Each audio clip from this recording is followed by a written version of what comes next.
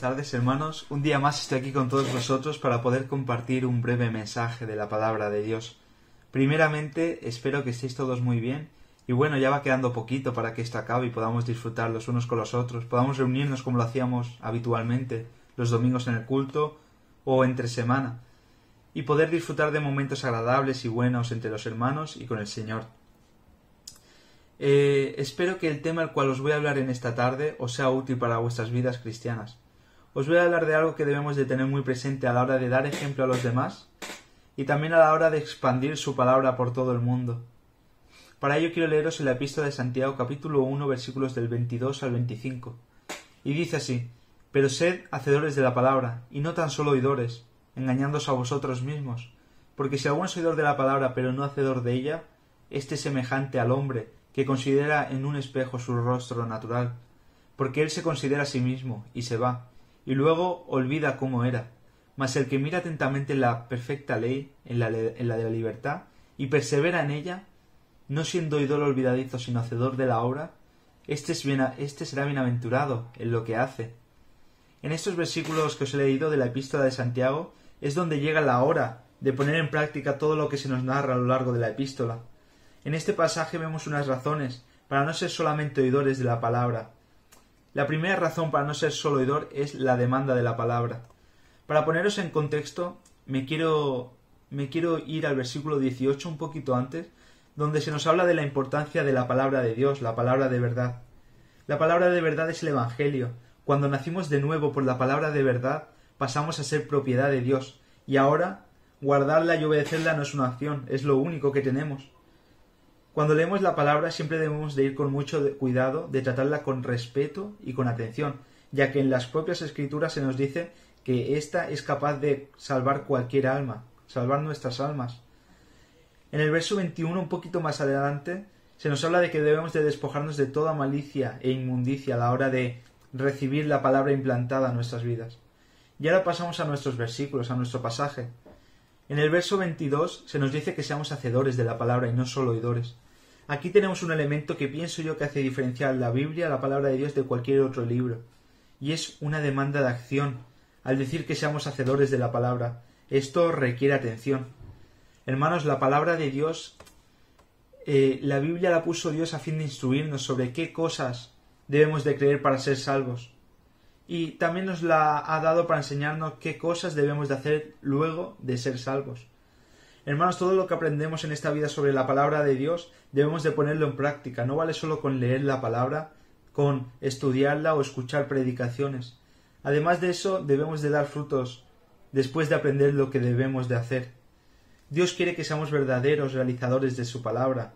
No quiere a personas que se guarden todo para ellos mismos. No quiere a personas que, una vez reciban de su palabra, no la pongan en práctica. Quiere a personas que verdaderamente estén implicadas en seguir su reino en la tierra a través de su palabra. Si vemos que estamos pasando por un momento así, que somos personas que no practicamos su palabra, que no somos realizadores, hagámoslo mirar con atención porque algo está yendo mal.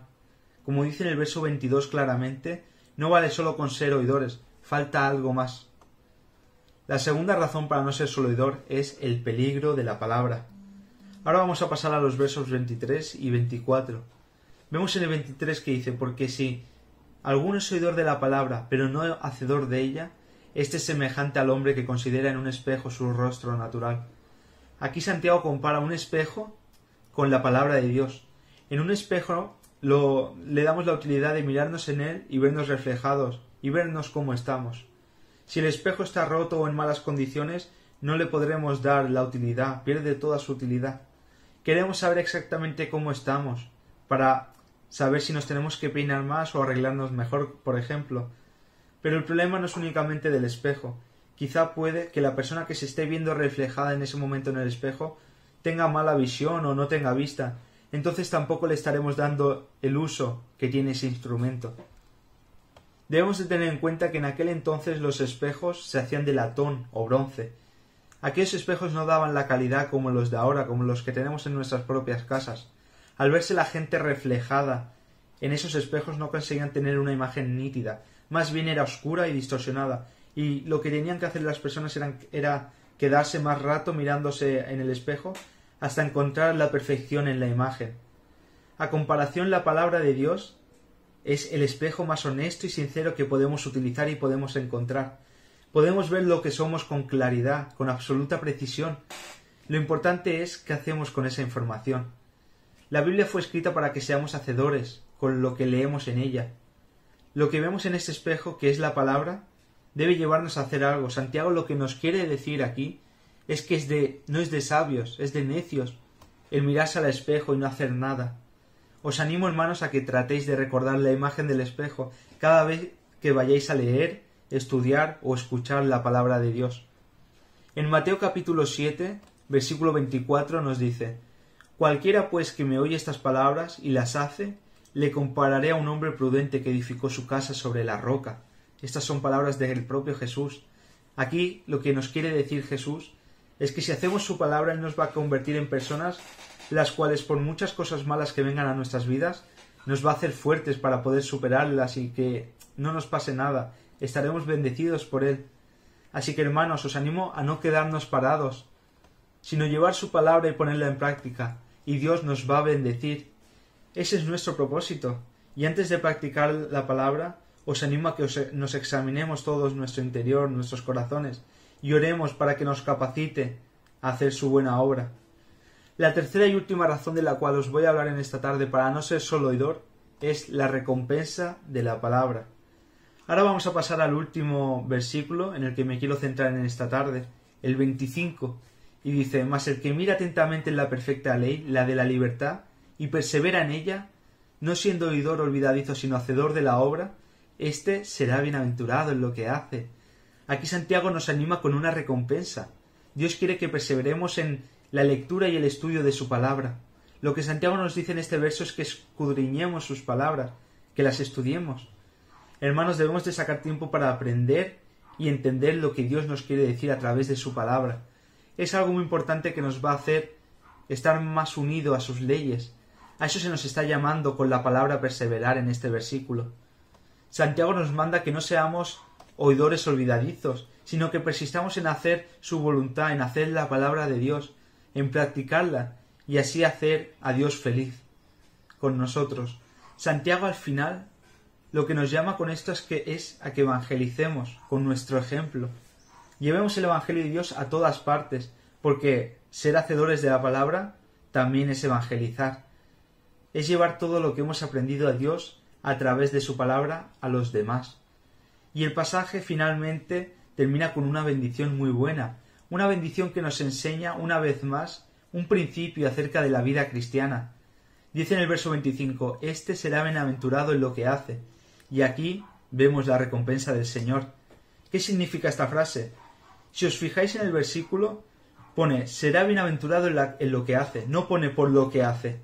Pienso que aquí a lo que se nos está llamando es que debemos de obedecer a Dios, debemos de obedecer su voluntad por el deseo y el placer de hacerlo, no por la recompensa. Debemos de pensar siempre en el deseo de hacer la voluntad de Dios, debemos de desearlo y sentir placer a la hora de hacerlo. No tenemos que estar haciéndolo y pensando en la recompensa, no, hermanos. La recompensa ya la hemos tenido con la obra de Jesús en la cruz. Obedecer a Dios trae por sí mismo su propia recompensa. Es como el esposo que hace el bien a su esposa. No lo hace por su favor, lo hace porque le ama, por servirle a ella. Servirle a ella es en sí su propia recompensa. Es un placer hacerlo así. Al igual manera el creyente, obedecer a Dios, es su recompensa en sí mismo. El ser hacedores de la palabra trae, hermanos, felicidad, placer y bien a nuestras vidas. Y para concluir, quiero que sepáis que debemos de estar capacitados para ser hacedores de la palabra.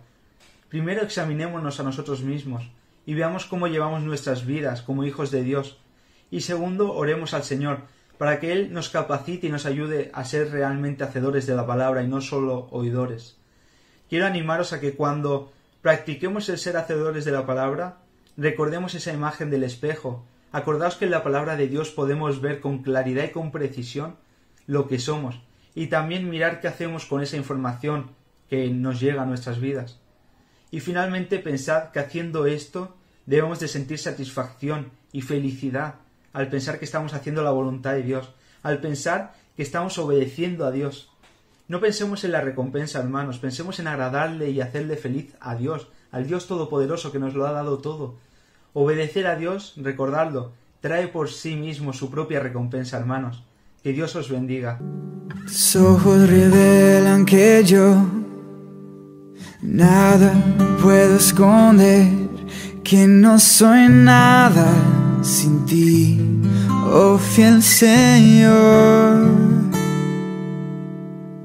Todo lo sabes de mí, cuando miras el corazón, todo lo puedes ver muy dentro de mí. Lleva mi vida a una sola verdad, que cuando me miras nada puedo ocultar. Sé que es tu fidelidad que lleva mi vida más allá de lo que puedo imaginar. Y sé que no puedo negar que tu mirada puesta en mí me llena de tu paz, me llena de tu paz. Oh, Dios de pactos, guardas tus promesas, cumples tu palabra, que guías mi destino. Dios de pactos, confío en tus promesas, descanso en tu palabra, y por tu gracia estoy aquí. Y sé que es tu fidelidad quien lleva mi vida más allá de lo que puedo imaginar. Y sé que no puedo negar que tu mirada puesta en mí me llena de tu paz, que tu mirada puesta en mí me llena de tu paz.